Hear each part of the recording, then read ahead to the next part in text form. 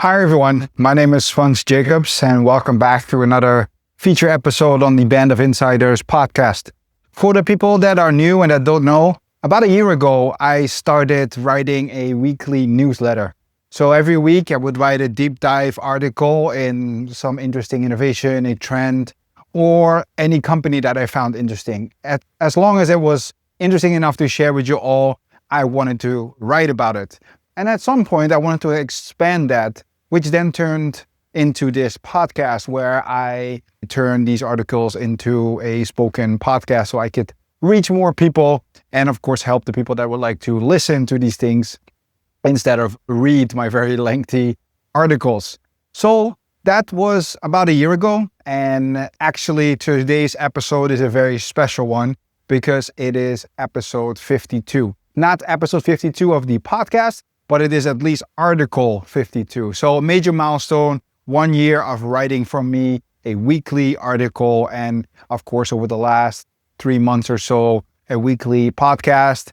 And because it's such an interesting and lovely milestone, I thought it was a good moment to reflect and look back at the journey of writing and what I learned from it and any other insights I gained from it. So that is exactly what I want to share with you today as number 52.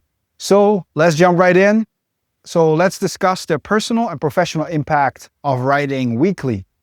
So about a year ago, I got so frustrated with the LinkedIn algorithm that I thought, fuck it, pardon my French.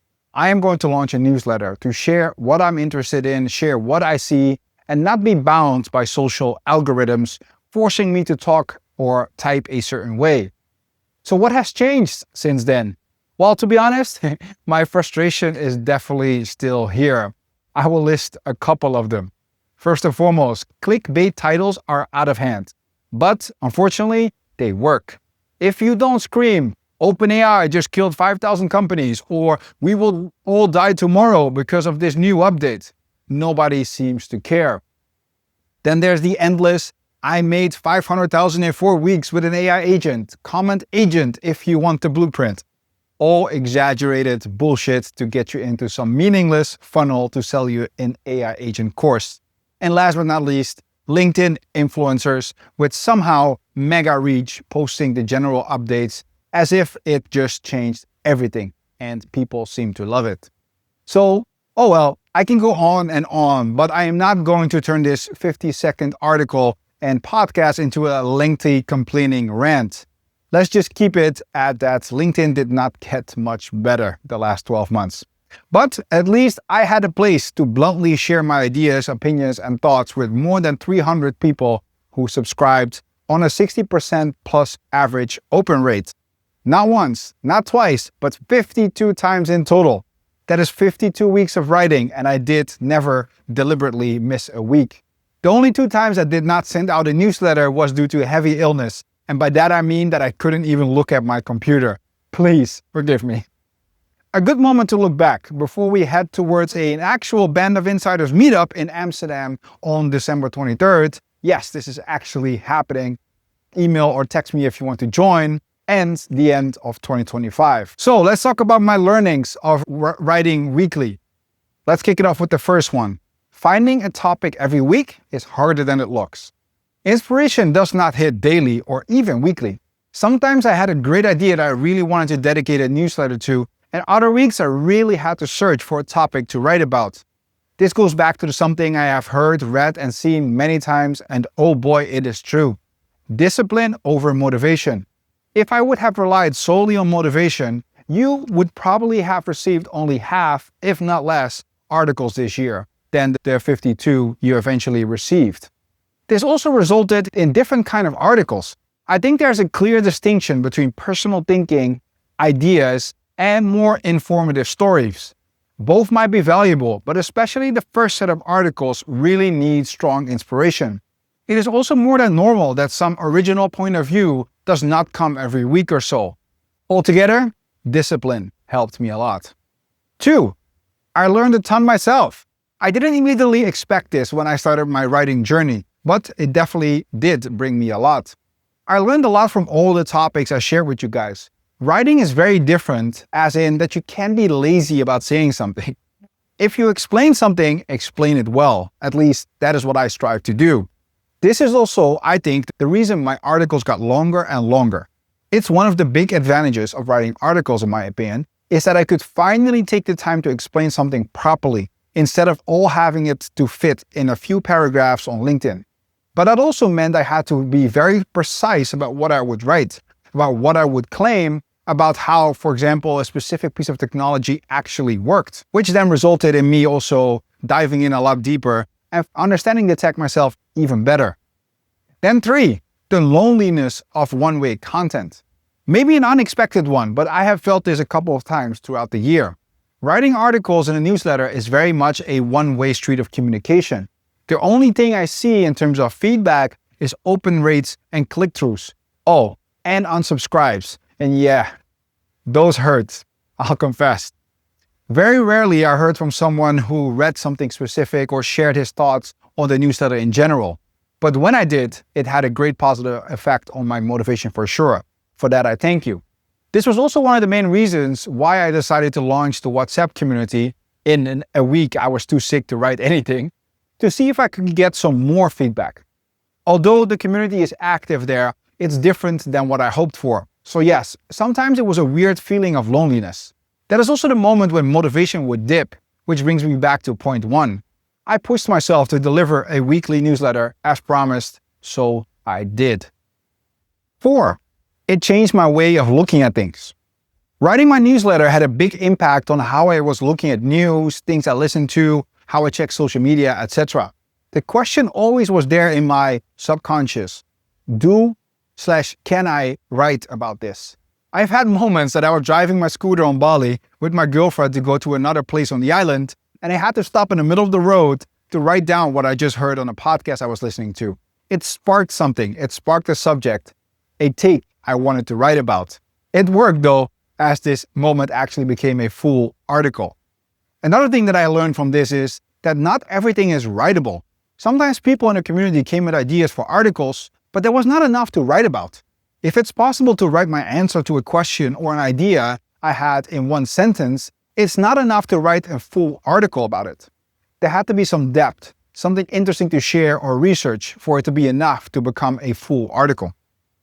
5. The final form factor is never how it started.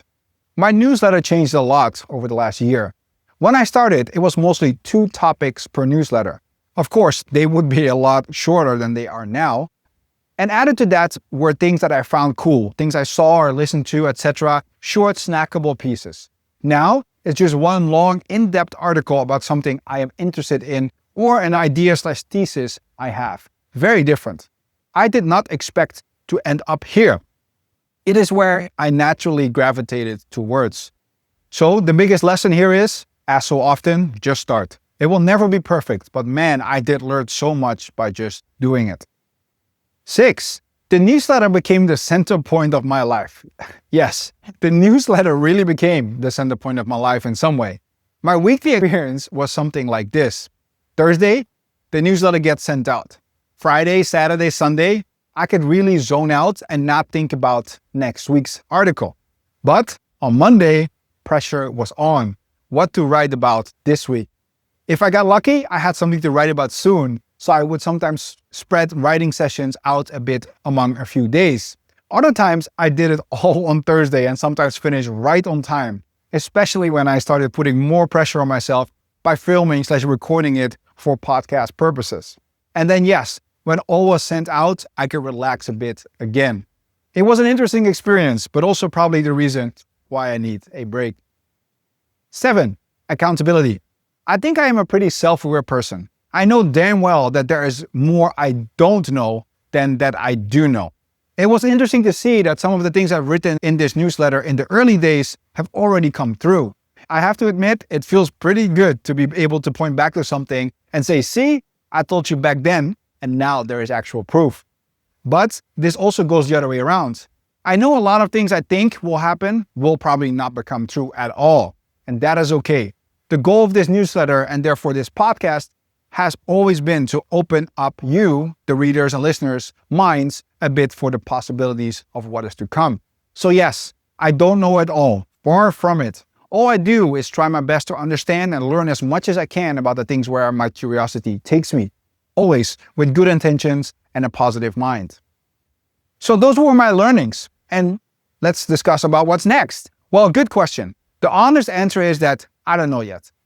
There are many things going through my mind right now. I love doing content. I think I have enough thoughts, ideas, and point of views to share, and that they are somewhat useful for people somewhere.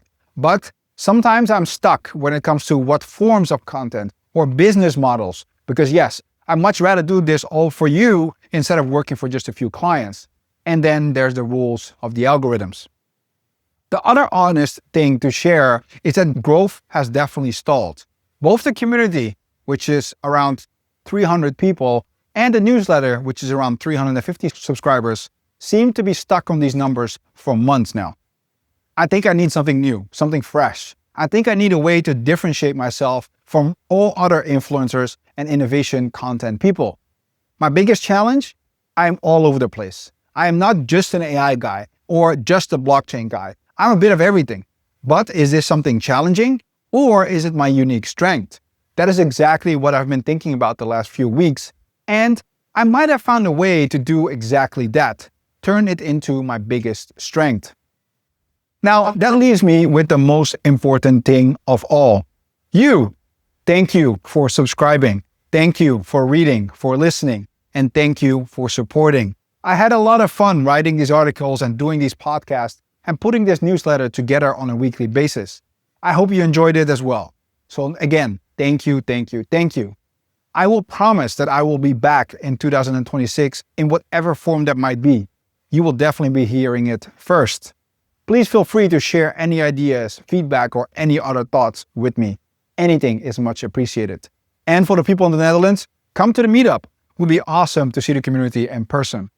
So yes, I am going to take a break from writing the newsletter for 2025. I'm going to take this time to step back and see what I really want to do next year and how I can deliver more value to all of you. Again, how can I turn my so-called maybe weakness of knowing a bit of everything into my actual strength of bringing all these things together. That was a little preview somehow.